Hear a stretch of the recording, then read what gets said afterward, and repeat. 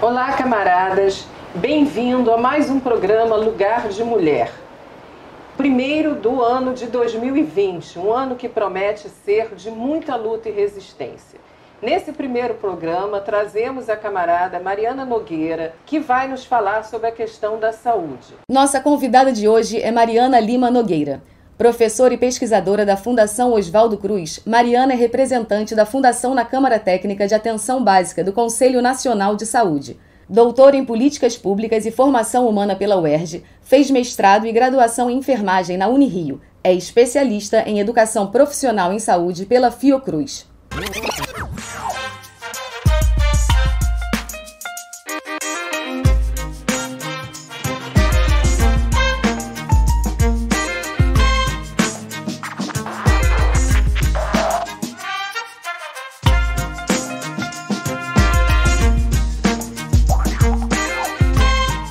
Lugar de Mulher. Esse programa é produzido pela Secretaria Nacional de Mulheres do PCB em parceria com a Fundação de Narco Reis. Bem-vinda, Mariana! Nós vamos falar um pouco sobre a situação da saúde no município do Rio de Janeiro, no estado e também em âmbito nacional. Muito bem-vinda a esse nosso programa. Eu que agradeço o convite novamente para poder compartilhar as experiências de luta, né, da classe trabalhadora, especialmente no setor saúde. Bem importante esse espaço. Obrigada. Mariana, é muito bom estarmos juntas novamente, né? Estivemos ano passado e aí eu queria saber de você, quer dizer, tem quase um ano, o que mudou na saúde do Rio de Janeiro? Melhorou?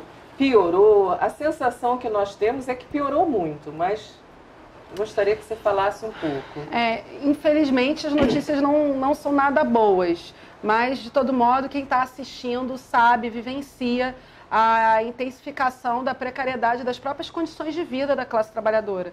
No primeiro programa que a gente conversou no passado, a gente deixou claro, né, que saúde não é somente o acesso a serviços de saúde, mas é um processo que se constrói, né, socialmente, historicamente, que tem relação com as condições de vida, com as condições materiais da classe trabalhadora. Então, em um país em que a gente tem milhões e milhões de pessoas desempregadas, com o aumento da classe trabalhadora abaixo da linha da pobreza, né, pessoas miseráveis, não tem como a situação da saúde estar melhor. No Rio de Janeiro, particularmente, a gente tem um aprofundamento da crise, do que a gente tem chamado de crise, né, na situação da saúde e no acesso aos serviços de saúde da população carioca.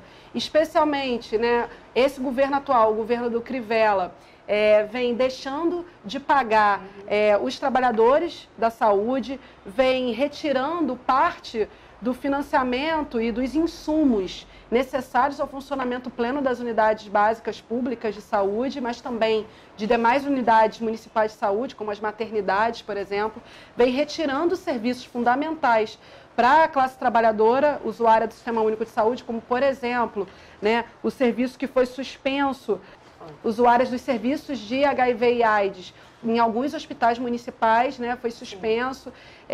Então, além de retorno de doenças que já haviam sido erradicadas, que a gente comentou, né, o sarampo, dentre outros, aumento do número de casos de chikungunya e de zika da classe trabalhadora, a gente tem também a redução do número de trabalhadores da rede e a retirada pelo governo do Crivella de mais de 2 bilhões de reais da Secretaria Municipal de Saúde. É gravíssima, é criminosa essa decisão, mas é cheia de interesses, né, financeiros. Sim. E, Mariana, você é uma profissional da área da saúde, né? Aí fala um pouco de você, quer dizer, da sua infância, como é que você chegou a essa militância, como é que... os seus caminhos até agora. Meus caminhos? Bom, eu sou uma mulher, filha de pais trabalhadores. A minha mãe, ela vem do Pará, então tem uma história muito comum a muitas mulheres da classe trabalhadora que vivem em situações miseráveis, né, na região norte do país. A minha mãe morava em casa de palafita e a minha avó veio para o Rio para tentar, deixou a filha com as irmãs, que eram as tias, e veio para cá. Então eu fui criada por uma mulher extremamente forte, guerreira, né, minha mãe, e criada por um pai também da classe trabalhadora que vendia sapatos e depois se torna motorista, né? Porque perde o emprego vendendo sapatos. Eu cresci na Zona Norte do Rio de Janeiro, vivenciei, então, desde criança, os barulhos dos tiroteios, né, e da favela, e eu morava num prédio, né, que ficava de frente para uma favela. E eu me questionava muito o que acontecia, o que eram aquelas balas, aquelas luzes que apareciam no céu e que não vinham para o prédio, mas que vinham que iam para a favela, que eram as balas tracejantes, né? Então eu cresci no bairro na Zona Norte, estudei em vários bairros da Zona Norte e crescendo nesses diferentes bairros, eu percebia já desde pequena, me lembro acho que eu tinha uns 8 anos, de comentar com a minha mãe que eu não entendia por que eu estava indo para a escola e tinha um menino da minha idade guardando o carro. Às vezes ele ficava sem camisa e às vezes descalço, né? E eu chegava na escola, ele estava lá guardando o carro, e eu saía da escola, ele continuava guardando o carro. Então, minha mãe, né, a gente sempre conversou muito, ela sempre nos ensinou a nunca naturalizar as desigualdades. Essa percepção, né, desde criança, de que eu tinha acesso à educação, né, e tinha acesso enfim, a outros direitos que todos deveriam ter acesso, né, e que a gente vivia vive numa sociedade desigual, é uma percepção que eu tenho desde criança, e principalmente por isso, por morar na Zona Norte, perceber as desigualdades daquela região, né, e me ver como criança e adolescente tendo acesso a equipamentos e a instituições de ensino, principalmente, que outras crianças não tinham, que moravam em favela. Eu começo a minha militância, então, quando eu entro na universidade. Eu estudei numa universidade pública federal, mas eu não tinha dinheiro para me manter na universidade.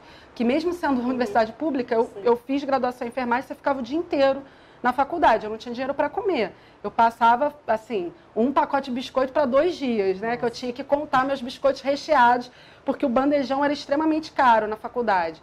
Então, eu começo a militância disputando o centro acadêmico da enfermagem. A gente não ganha uma outra chapa, e então é isso, assim, eu percebo a necessidade de organização coletiva para a reivindicação de necessidades básicas que eram, por exemplo, a possibilidade de se alimentar sendo estudante e trabalhadora, porque eu comecei a trabalhar na faculdade para me sustentar, como camelô e outras histórias aí que são longas e que não dá tempo de abordar, mas foi aí que eu percebi a necessidade de organização, enquanto estudante trabalhadora, foi na universidade. E como é que você se aproxima do PCB?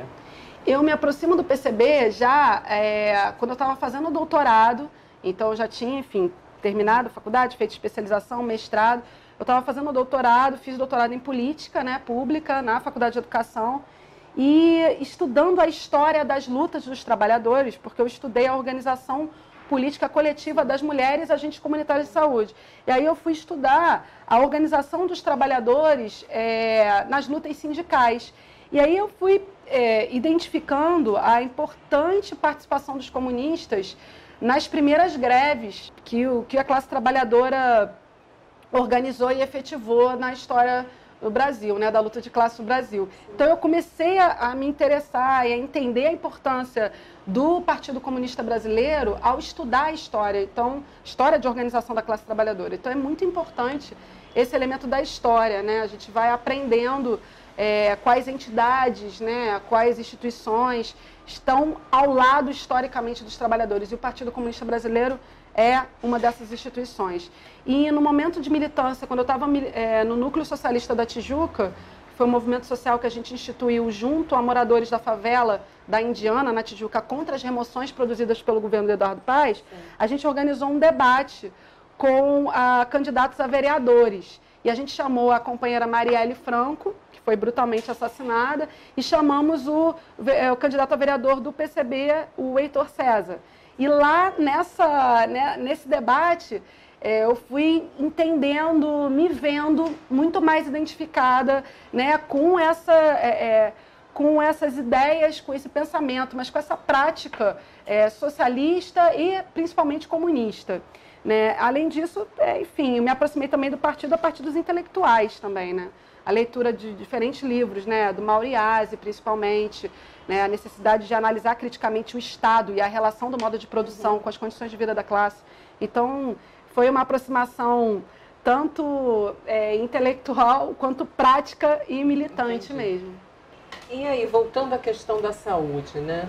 Que você estava falando do Crivella não estar pagando as OS e tudo. E como é que você vê esse processo da privatização da saúde? Que ele não começa com o Crivella. Ele não começa com o Crivella. Na verdade, a privatização da saúde é fundamental para a expansão do capital em outros setores que não são tradicionalmente entendidos como produtivo, né, como o campo da saúde.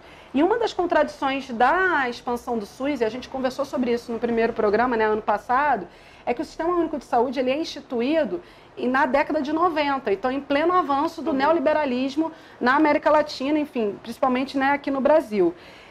E esse avanço do neoliberalismo, ele é constituído, então, justamente pelo aumento da terceirização, né, pela entrada do capital privado no setor saúde, principalmente também com a passagem dos recursos públicos para a iniciativa privada, então principalmente assim, do setor secundário e terciário, ambulatorial e hospitalar, mais de 70% é privado conveniado com o Sistema Único de Saúde, né? Então, as organizações sociais são uma das formas de privatização da saúde, que na verdade são empresas que gerem um recurso público com interesses privados. Então, o que tem acontecido no Rio de Janeiro, atualmente, que é a falta de pagamento, a gente está falando agora em janeiro de 2020, é muito importante denunciar que tem trabalhadores, por exemplo, do setor da limpeza das unidades básicas de saúde, que estão sem receber desde abril do ano passado. Isso é muito grave, pessoas que recebem um salário mínimo, né, e que são quarteirizados. As OS, que são as organizações sociais instituídas, elas contratam as empresas responsáveis pela limpeza e não estão repassando dinheiro para essas empresas da limpeza pagarem os trabalhadores de faxina, enfim, né, de limpeza da unidade. E são trabalhadores que estão com muita dificuldade de organização, porque não tem um sindicato, né, único, né, nem um sindicato geral em que estão organizados e que estão atuando, né. A gente tem a expansão da cobertura das equipes de saúde da família, que a gente já conversou também no primeiro programa, que é uma política pública, principalmente por organizações sociais no Brasil. E o Rio de Janeiro é uma das cidades que essa expansão se deu exclusivamente. Então, o que acontece? Não se torna uma política de Estado, mas uma política de governo. Então, a cada eleição, essas organizações sociais mudam. E aí, os trabalhadores, o que aconteceu? Acabou o convênio de diversas organizações sociais, muitos trabalhadores, principalmente de Bangu, Realengo e Campo Grande, Zona Oeste, trabalhadores não receberam a rescisão contratual, não receberam férias, não receberam os seus direitos e agora foram recontratados por outra organização social e estão com salários atrasados. Assim, existem muitas realidades que estão acontecendo na cidade do Rio de Janeiro que afetam o atendimento à população carioca. Como é que você vai atender alguém e trabalhar todo dia se você não tem dinheiro para comer? Isso. Como que você vai cuidar de alguém, né, fazer um acolhimento de qualidade, se você não sabe como é que você vai pagar a sua conta de luz e a sua conta de luz vai ser cortada? E uma situação gravíssima que eu preciso usar o canal para denunciar é o preconceito, não só o preconceito, é a discriminação que está sendo feita com as mulheres trabalhadoras gestantes. Sim. Elas não estão sendo recontratadas. Os contratos que terminaram com o NACAP 51 e 52, que dessas regiões que eu falei agora da Zona Oeste, as médicas gestantes, as agentes comunitários de saúde gestantes e demais trabalhadoras que estão gestantes não foram recontratadas. Perderam a continuidade do contrato das OS que passaram, né, e agora ficaram numa fila de quase 10 horas para tentar a recontratação, para chegarem no momento da recontratação. A OS que assumiu agora, que enfim, organizada por corruptos que já foram presos no Nordeste do país, mas que o Rio de Janeiro autorizou, viraram, né, e responderam para essas mulheres: olha, tem uma lista aqui que mulheres gestantes não podem ser recontratadas. Né? Isso é um absurdo, porque assim, as mulheres gestantes, primeiro, elas não podem ser demitidas, né, elas têm direito a 120 dias de auxílio. Tem mulheres que já tiveram um filho, tiveram seus filhos e não tiveram o recebimento do auxílio maternidade, né? E uma mulher gestante não pode ser demitida até 5 meses depois do filho nascer. Então, é de uma brutalidade, mas também de um machismo, né, e de uma crueldade mesmo, né, de que a mulher, ao se tornar gestante, se torna inapta para o trabalho. Pois é. Absurdo. Mariana, a grande mídia costuma dizer que esse problema todo que você relatou é uma questão de gestão, que o problema é gestão e não uma concepção política. O que você acha? Como é que você vê isso? Não é um problema só de gestão. Toda escolha de gestão tem interesse político e econômico, principalmente se a gente perceber que há uma redução de 2,2 bilhões de reais escolha política da prefeitura na área da saúde, sim, mas não há uma cobrança, por exemplo, de IPTU dos maiores devedores milionários da cidade, né, que somam mais de 16 bilhões de reais. Né? Então, quando a gente percebe as escolhas que são feitas com argumentos, supostos argumentos técnicos, porque para desmontar a saúde não poderia ter argumento técnico, né? Mas supostos argumentos técnicos, a gente não, é muito importante a gente colocar que não é ineficiência da prefeitura, é eficiência em produzir uma intensificação da morte da classe trabalhadora, é eficiência em produzir a passagem dos recursos públicos para as empresas privadas, é eficiência se a gente perceber que aumenta o número de comunidades terapêuticas, que não é comunidades terapêuticas, a gente chama comunidades religiosas, que nada mais são que campos de concentração vinculados a instituições religiosas que isolam os usuários de álcool e outras drogas, né? Sem equipe de profissionais de saúde, né? Impostos a essas pessoas, né? Usuárias de álcool e outras drogas, quando são internadas e asiladas nessas comunidades, elas têm uma imposição de uma rotina muito perversa, de castigos físicos, entre outras questões. Por que eu estou falando isso? Porque parte dessas comunidades religiosas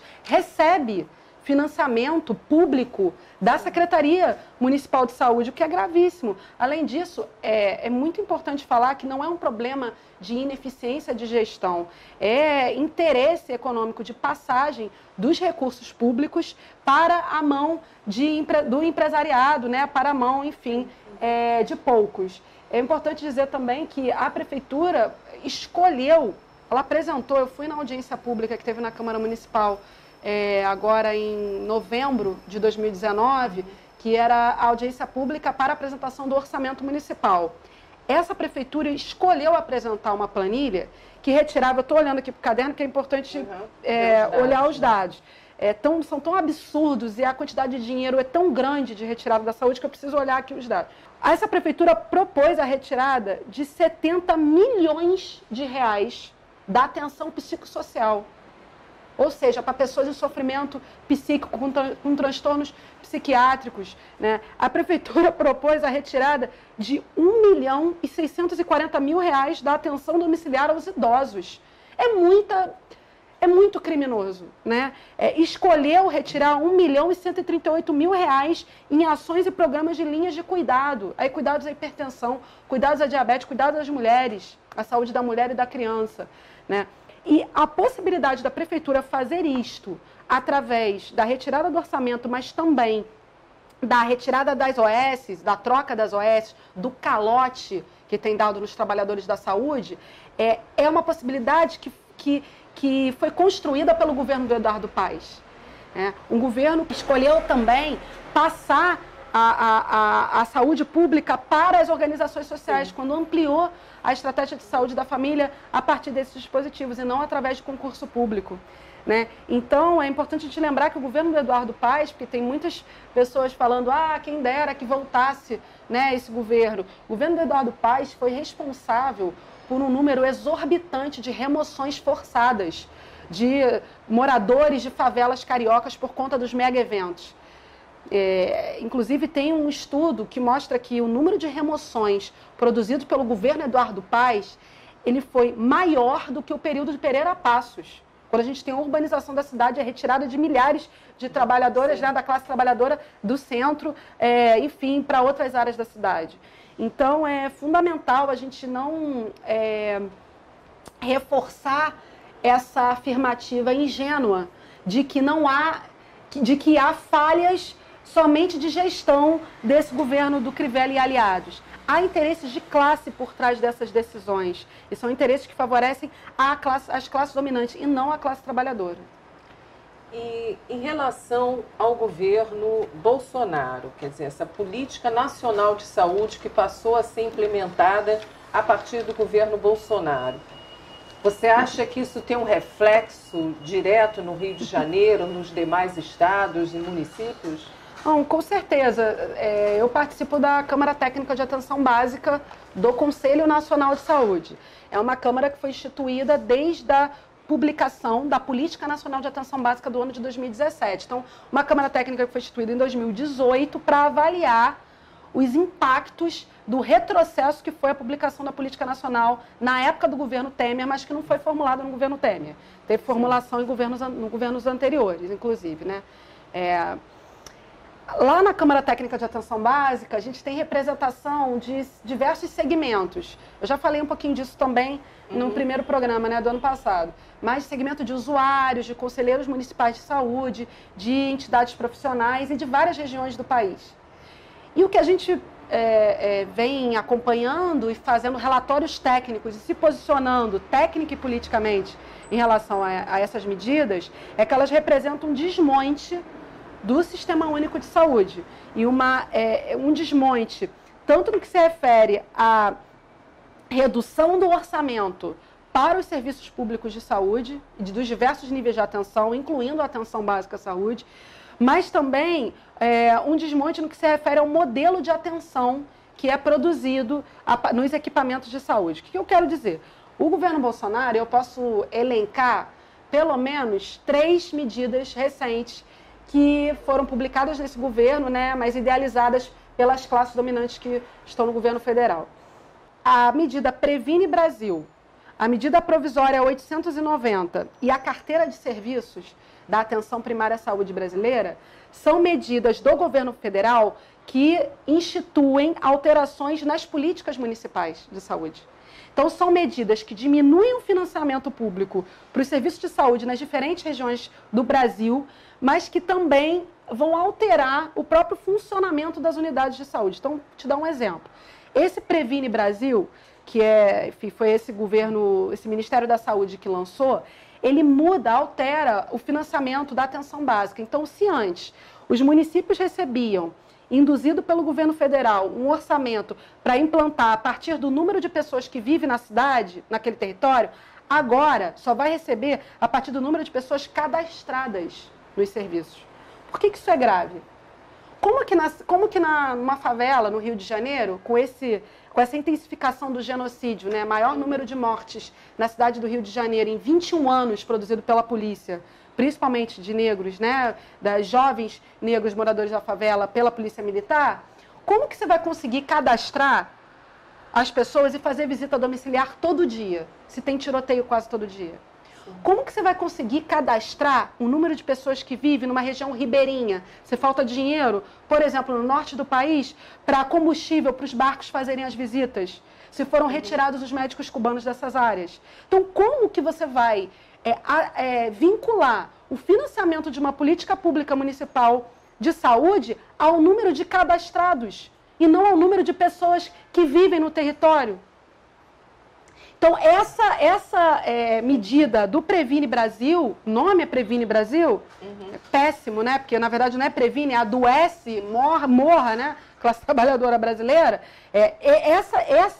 Esse programa instituído, ele altera drasticamente o financiamento da estratégia de saúde da família, né? E eu estava conversando, inclusive, com uma pessoa que mora em Roraima, e ele estava me falando que as unidades de saúde fluviais, que são barcos que vão a diferentes regiões, né, enfim, atender a população que mora nessas regiões, eles utilizavam parte do orçamento que ia antes para comprar o combustível, para diversas outras questões que são necessárias para esse tipo de atendimento. E agora, com o número de pessoas cadastradas, eles vão ter uma redução imensa de recurso. Imagina. Isso significa aumento do adoecimento da classe trabalhadora, das crianças a classe trabalhadora, principalmente das regiões periféricas, faveladas e ribeirinhas. Além disso, o aumento da mortalidade, né? Então, materna, da mortalidade infantil. Esse outro programa, a medida provisória, na verdade, 890, prevê a criação da Agência de Desenvolvimento da Atenção Primária à Saúde. O que é isso? É uma agência que vai, na verdade, fazer o que as OS fazem em alguns municípios. Então, ela vai privatizar a gestão da atenção primária a nível nacional, inclusive autorizando a venda de equipamentos públicos de saúde para o mercado financeiro. Assim como o Futurice está fazendo na educação, sim, e a Kate conversou aqui no programa, né, com vocês, né, acho que também a Suelen também falou sobre isso no outro programa. A ADAPS é a institucionalização da privatização nacional da atenção primária, enquanto que a carteira de serviços, que é uma outra medida extremamente prejudicial à saúde, ela pretende orientar os municípios na organização dos serviços de atenção primária. Então, por exemplo, o Ministério da Saúde sugere que uma consulta não deve ter mais do que 10 minutos. Nossa. O Ministério da Saúde sugere que uma equipe de saúde basta um médico e um enfermeiro. Ou seja, exclui agentes comunitários de saúde, técnicos de enfermagem, entre outros. O Ministério da Saúde sugere uma série de procedimentos que, na verdade, demonstram uma intensificação de um modelo de atenção biomédico, individualizante e do consultório, né, secundarizando, na verdade, não é secundarizando, né, não considerando o trabalho territorial, por exemplo, das visitas, não tem tempo de visita domiciliar quase, no que o Ministério da Saúde propõe, né? Então, assim, isso tem direto impacto nos municípios. Aqui no Rio, por exemplo, já foram mais de 4.000 demitidos, trabalhadores sem reposição. Então a gente perdeu na rede da cidade do Rio de Janeiro 4.000 demitidos. Enfim, é muito grave o que está acontecendo, a gente precisa se organizar.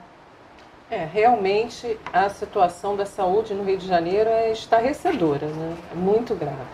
E nós precisamos aprofundar esse assunto. Então nós estamos encerrando esse programa, né, esse primeiro programa, e vamos convidar a Mariana para o próximo, para podermos aprofundar mais ainda essa discussão, né? Então, quero agradecer muito a sua presença aqui nesse nosso primeiro programa do ano de 2020, tá? E convidá-la para o próximo. Eu é que agradeço, espero ter contribuído informando sobre o desmonte, mas mais do que isso, né? Para que os que estejam assistindo sejam convocados também a se organizar para a gente fazer resistência a esse processo. Então, obrigado a você e obrigado a todos que estão acompanhando essa nossa conversa, né? Esse nosso bate-papo. Quero agradecer à equipe da produção, ao pessoal da iluminação, do som, a direção do programa e convidá-los para o nosso próximo Lugar de Mulher, que é uma iniciativa da Secretaria Nacional de Mulheres do PCB e da Fundação de Narco Reis. Muito obrigada a todos e todas. Saudações feministas e comunistas.